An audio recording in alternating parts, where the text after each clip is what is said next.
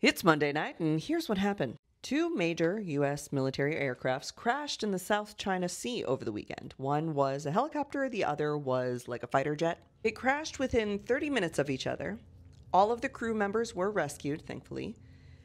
Trump blamed it on, quote, bad fuel. Millions and millions and millions of dollars of military equipment just falling into the sea.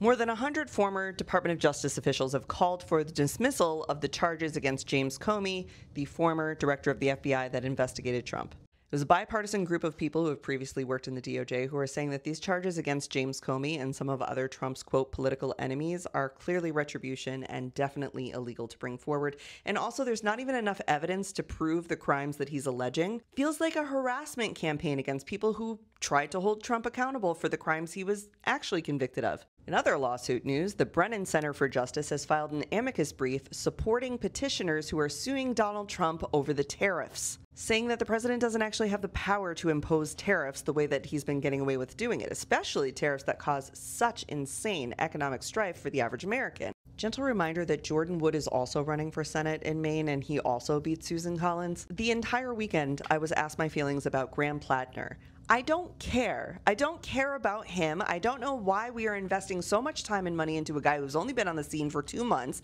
who has a Nazi tattoo that he's since covered up under duress. He went on the Pod Save America show to launder his history, and they basically were like, well, boys will be boys, moving on to the next topic.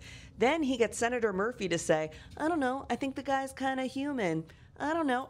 Murphy, what are we doing? If we can't draw the line at Nazi tattoo, can we maybe draw the line at the fact that this guy is a habitual and consistent flip-flopper? Flip-flopper.